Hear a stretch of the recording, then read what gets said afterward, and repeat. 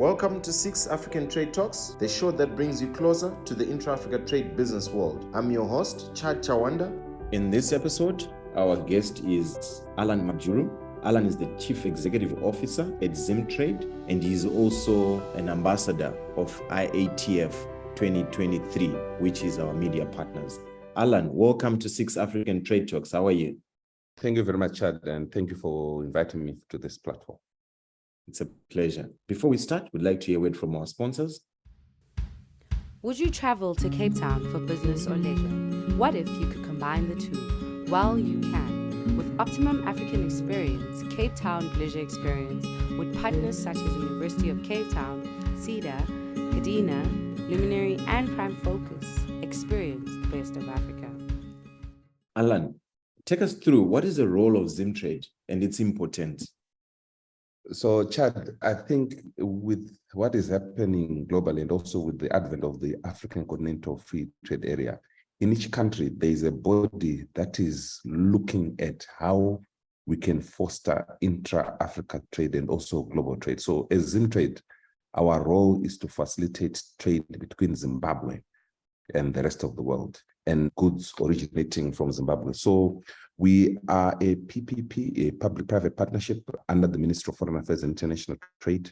And our job is to make sure that we link businesses, SMEs, women-led enterprises, youth startups, etc., to the global village. And we have done that in a manner to make sure that we don't leave behind marginalized communities. In our country, there is a process that we call devolution, that is making sure that we leave no place and no one behind. So in our thrust to make sure that we integrate into the global village, we make sure that all corners of the country are integrated into that process. And also we are in the drive to make sure that we move away on relying on commodities. In short, we don't want to export raw materials, but rather we are focusing on the export of value-added goods and also services. Interesting, thank you. Based on what I've seen and what I've known, Zimbabwe is quite up there when it comes to intra-Africa trade. So great to have Zimtrade pushing that. Which countries are Zimbabwe's biggest trading partners right now? So if you look at the matrix, we've got South Africa on the top, both in terms of exports and imports. I think South Africa combined constitutes about 40% of our trade. But after South Africa, we've got Dubai, I think sitting at around 2 billion. And for information, 5 years ago, Dubai was not even featuring in the top 10, but now it's number 2 in terms of exports. But we then have China, and then from there we go to Zambia, Mozambique, Botswana, etc. But what I need to say is, if you look at our total trade as a country vis-a-vis the export destination, you find out, if I'm not mistaken, from last year, but 60% of our trade is happening in Africa, in SADC, using COMESA. But the issue is, what is it that we are trading? That is where I think we need to have a discussion, because most of the trade is on the commodities, and I think we'll talk about that later on. We have the chance, but our thrust as Zimtrade has been to work on opening new markets, diversifying into new markets, also diversifying in terms of new product entrants. And if you look at it in Zimbabwe, what we've done so far is we've managed to do market surveys to see how best we can penetrate Senegal, how best we can penetrate Nigeria. Currently, there was a team in Nigeria, because it's one of the biggest markets. And even Ghana, 2 weeks ago, we had an out-of-seller mission to Ghana to make sure that our eggs are not in one basket. Because as we speak right now, all our trade is mainly concentrated in South Africa, and we need to make sure that when there are shocks in that country, we don't suffer. So there's need for us to diversify our market base to reach to other countries in the continent. Those are some interesting facts. Dubai, it's amazing that it wasn't even on the red, and today it's the second. And in intra-Africa trade, aligning with Africa Continental Free Trade Area are amazing. What are the top 5 products that are being exported out of Zimbabwe, and any products that have great potential that you see that have also great potential? So if you look at the product base, our product base is so diverse, but I will concentrate on the top 5 and also look at those with potential. So on the top 5, If you look at our top 5, number 1, I'll just bulk minerals into one. Our gold, our platinum, etc. They are there. And then this is followed by tobacco, mainly exported as raw, sometimes as semi-manufactured, and also got cotton. We're also known for high quality cotton, and this has contributed significantly to exports. And we're in the process of even currently capacitating our local clothing manufacturers in terms of value addition of our own cotton, so that we don't end up exporting the whole. At the end of the day, we don't want to export jobs and money. We want to make sure that we create and generate employment and value locally. So for us, one key product I think that we normally talk about that is very key, despite the manufacturing side where we have got fast-moving consumer goods and a lot of things that are happening, is horticulture. I think if you look in the 90s, Zimbabwe in Africa was number 1 in terms of export of horticulture. And we are in the process of trying to regain that space with the recent developments that have been happening. We've got a good supply window to the rest of the world. And one thing that nobody can not take away from us is our climate. Our climate makes us produce in terms of good supply windows, but also in terms of our products having that natural organic taste. That makes it a preferred product in the rest of the world. I always tell people this, that if you get into Europe and if you eat blueberries and if they taste nice, don't even look at the logo. Know that they're coming from Zimbabwe, because we are one of the best producers of quality horticultural products. And if you look at our citrus, I'm talking about oranges, I'm talking about our lemons, etc. I think with the advent of COVID, people have become more health conscious, and our products are more organic, and the market is very palatable to them. And also the issue to do with taking vitamin C from our oranges, it has also spiked the need for us to export. As we speak right now, we're in the process of finalizing our citrus protocol to export oranges to China. So it also speaks huge volumes in terms of the demand of our products to the rest of the world. When I talk of mash to and sugar snap peas, at one time, Zimbabwe was the second biggest exporter of mash to sugar snap peas to Europe. But what we also want to do is make sure that we satisfy the African continent in terms of fresh produce requirements when export. South Africa takes some of our stuffs through some of their retail outlets, but we are also working on doing the same for DRC, Namibia, and Botswana, for them to consume more of our fresh produce. But also we've got the leather and leather products. We are doing quite well, and this is a sector that is now being dominated by youths and upcoming entrepreneurs, and we've been assisting them to penetrate the market, and we've been also receiving assistance from various stakeholders to make sure that we capacitate our guys to produce what the market requires, and also so that they are competitive.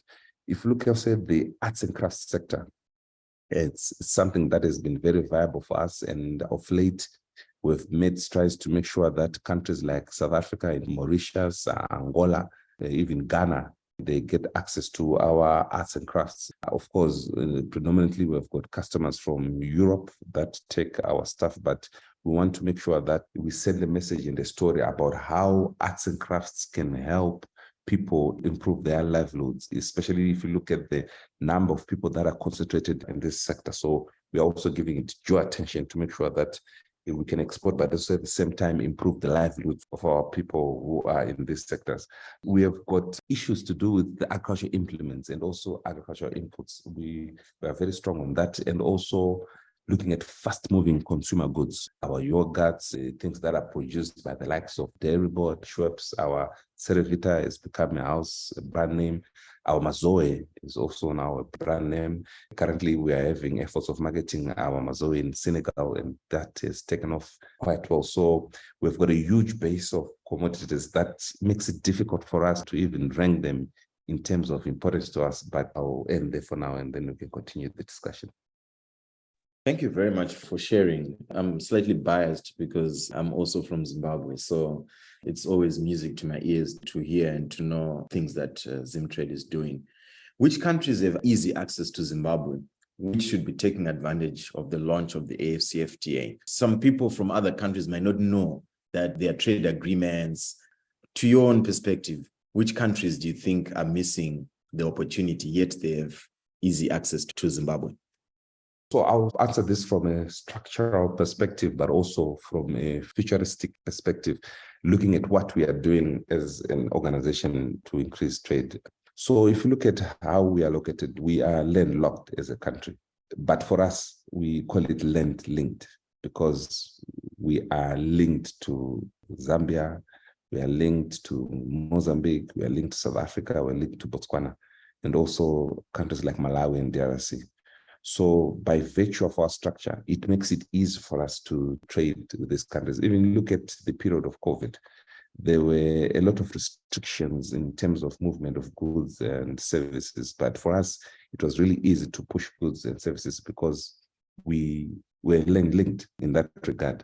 But also, we use the likes of South Africa, the likes of Namibia, the likes of Mozambique to also ship our goods. So it makes it easy to then access other countries in the West. That's why I spoke of countries like Ghana, where we have made deliberate intentions to penetrate, and the accessibility of that market is made easy by making sure that the Namibian port is viable. Remember, we've got a dry port there that was given to Zimbabwe by the Namibian government, that we need to make sure that works in our favor when we then do trade with West Africa. And it also helps us with the efforts that we're doing to penetrate Senegal as a market. So for Mozambique and Beira, we normally use it for our dry goods, but now at an advanced stage to make sure that we use it also as a port to export our citrus products. So most of our minerals, even our dry goods, etc., they use the Beira port. So it makes it easy to then also touch other African countries and also Europe and the rest of the world in terms of when we do business. But coming to the regional trading blocks, for us, SADC and COMESA are quite key in the integration of Zimbabwe into the African Continental Free Trade Area, because with the SADC Trade Protocol and also the COMESA Free Trade Area. So these give us access in terms of duty-free or sometimes reduced duties for us to do business as countries. And if you register using these protocols, when you then export, you remain competitive because there's some duties that you don't pay due to the advent of us being members of this. But also, we've got the African Continental Free Trade Area, which is also providing the same, and we need to also take advantage of that. But apart from that, we also have got the EU Economic Partnership Agreement with Zimbabwe, where we export to the EU duty-free, quota-free on some of the goods that we produce as a country. You know, it's quite interesting that we look at Zimbabwe, how it's land-linked. And when you look at the distance between Harare and Cape Town and Harare and Nairobi, there's not much big difference, but it's easy for a truck or for someone to think that a truck can drive from Cape Town to Harare, but not really from Harare to Nairobi, yet it's possible. So, you know, your insight that you're sharing, it helps our listeners to look at Zimbabwe as an opportunity. So thank you for sharing. Before we continue, I'd like to hear a word from our sponsors. IATF is an initiative that supports the implementation of the AFCFTA. It is organized by Afreximbank in collaboration with the African Union, the AFCFTA Secretariat, marking an important step to sustainably address the gap in trade and market information for the successful realization of the AFCFTA objectives. Ms. Kanayo Awani, the Executive Vice President of Intra African Trade Bank, Afreximbank, said a lack of access to trade and market information is one of the key reasons for the low level of intra-African trade. We hope to see you at the next IATF. So, Allan, which trade agreements that Zimbabwe has with other countries that you feel are being underutilized or present opportunities? You spoke about COMESA, you spoke about SADC, you spoke about EU. Is there anything else in particular that you think that it's a low-hanging fruit? So, you know, these trade agreements are quite good, but I think I need to underscore the need for African countries to develop or have the necessary support infrastructure for these trade agreements to really work in our favor. I'll give an example. I think we've got one of the busiest borders in Africa, that is Beitbridge border, and maybe you've been there, but if not, I would encourage you to take time to go there. I've been there, and what I've seen in terms of the infrastructure investment that government has put to facilitate the seamless flow of goods and even services is quite good. And I think as Africa, we need to move to a stage where we also do the same to facilitate movement of goods and services. It's good to have a trade agreement and to be registered just to it, but also what happens on the ground in terms of actual movement is also quite key in supporting trade. So infrastructure investments, especially at the borders, is quite key. We want as Africa to reach a stage where it's easy for goods to move within the continent rather than for us to make it easy to do business with Europe. I always joke sometimes if you send something to Europe and then you send it to Angola, to get to Europe faster than it's getting to Angola. But at the end of the day, the key issue, I think, from the discussion that we're having is we need to make sure that we've got the right supportive infrastructure for trade to happen, on top of us having the supportive trade agreements. So trade agreements are there. And for me, I think one thing I've noted with industries, there is need for awareness, especially for our SMEs, to see the benefits that can accrue by them registering to use these trade agreements. So for us, I think we have been making sure that all these trade agreements are used to the maximum by our stakeholders to make sure that they also derive benefit and also appreciate when we say there's the African Continental Free Trade Area, what benefits do they bring to the trader? It's not just a well-written document, but at the end of the day, if you register and if you do business properly, you can also make sure that you remain competitive when you do business within the region. Certainly, you touched on SMEs. That actually takes us to the SME space. What potential do you see for SMEs and local businesses that are interested in exporting their products? Which markets would you help them to go? You spoke about West Africa. I know we've touched as well on Europe, but if there was an SME or there's someone who's in the diaspora or an investor that wants to support an SME, which market or rather which industry would you say these SMEs would be the easiest to support or the quickest to get value? You know, that's a very difficult question to answer. But what I can say is, for us, we start with the market. If there's a market for anything that an SME is producing, it's easy to support that market. We don't want SMEs to be supported on the notion that they're doing good in terms of production, because our question will be then, what next after production? We always work from the market coming backwards. And I think there's a study, if I'm not mistaken, that was done that the African Continental Free Trade Area will benefit more if they are properly supported in terms of capacity building and also resourcing. And as I say resourcing, I'm not only talking about money, but I'm taking also of the human resource that is required for them to be able to penetrate these markets. But to touch on some of the SMEs that have done well in the period that we've worked with them, because we've put in place a number of programs as Zimtrade that assisting SMEs. If you can allow me to just mention them. We've got one program called the Eagle's Nest. I think now we're getting into third season. It's mainly focusing on youth-led enterprises, I think below 35, if I'm not mistaken, that are either startups or that are in business that have to be upskilled to go to the another level. And for us, what we've seen in the past couple of years is when we took them to trade fairs, some of them have even managed to set up distributorships in Zambia and also in Botswana. And the sectors that they were into, the one are into the leather and leather products. They're doing wallets, handbags, shoes, very fancy stuff that I would encourage you to even go and source. Some of the stuff you can even find it at the airports here in Harare and also in Joburg, what these guys are producing. And also, one thing that I've seen the youths have really jumped into is the sustainable commercialization of our indigenous goods and services. The case in point here is essential oils. Right now, we've got a number of youth-led enterprises that are getting into the manufacturing of marula oil, baobab oil. These are used in the cosmetics, even hair products, etc., soaps made from indigenous products.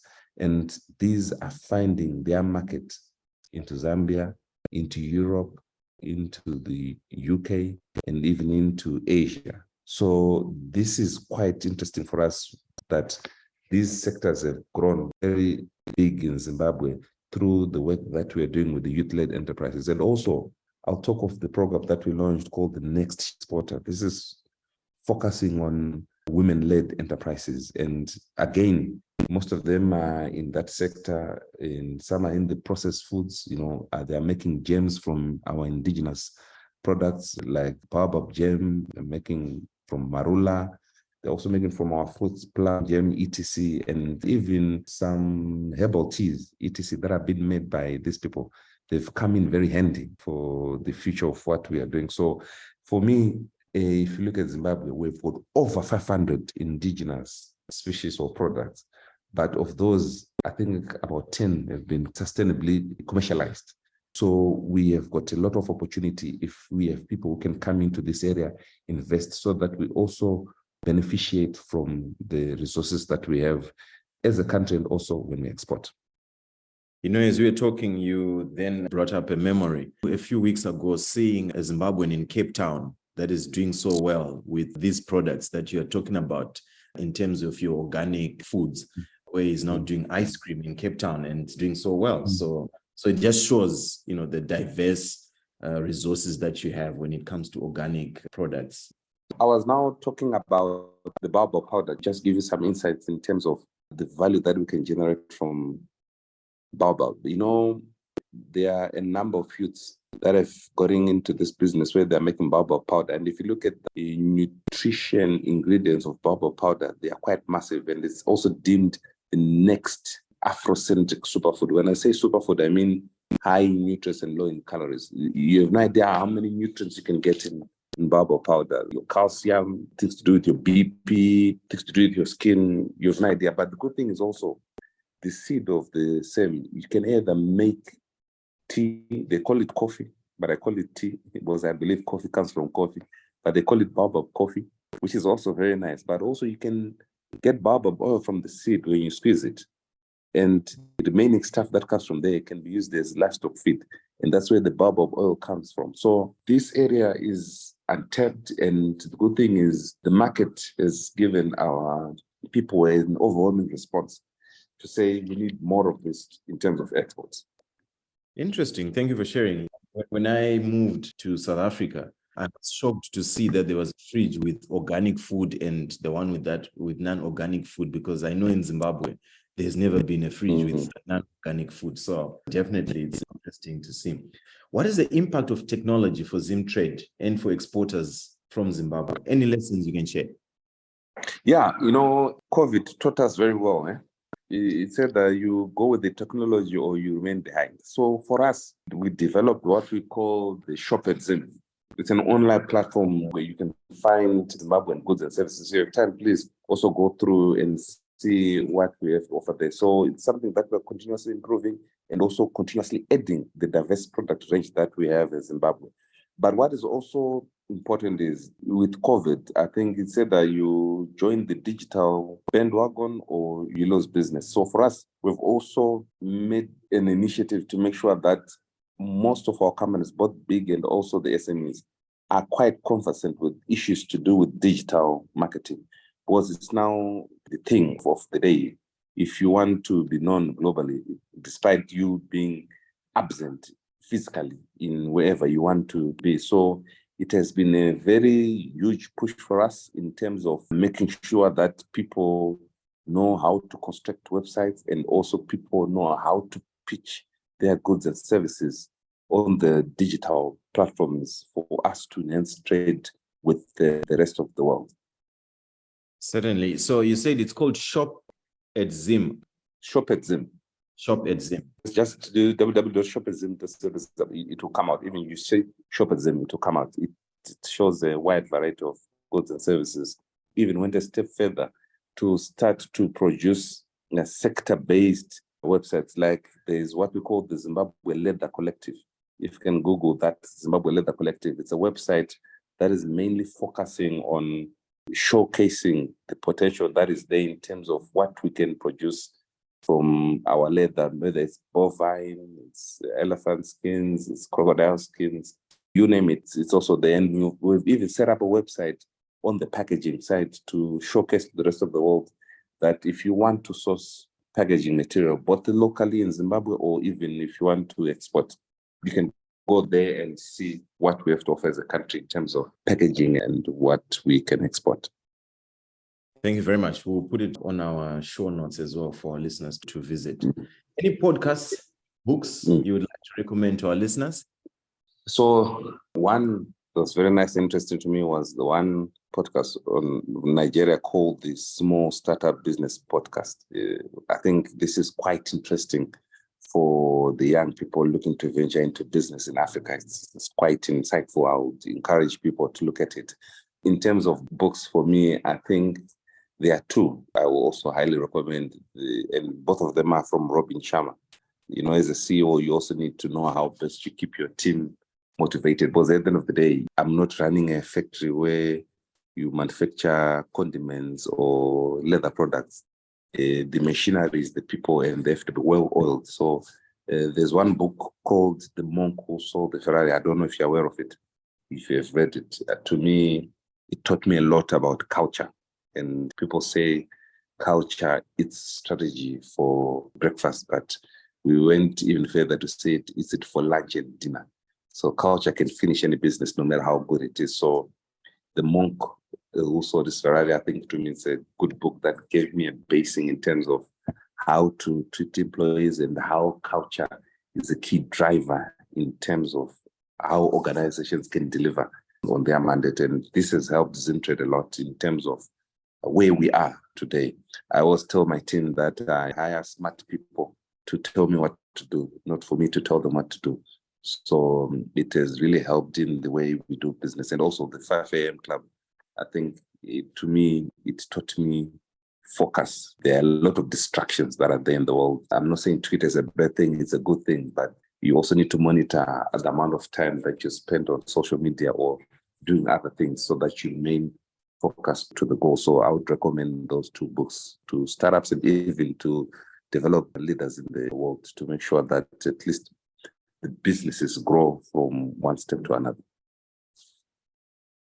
Thank you. I've read the 5 a.m. Club, but I haven't read The Monk Who Sold His Ferrari. So that's quite crazy because in the later books, I didn't read the first ones. And I love anything to do with culture. So you've challenged me. I'm going to read it. Please do. Give me a call once you've done. You can have a discussion. I'll definitely do that.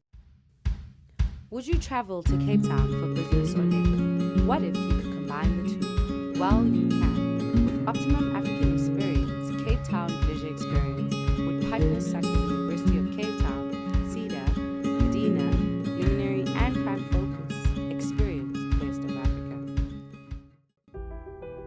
Africa is a continent full of potential, but potential means nothing if we don't take action to create value.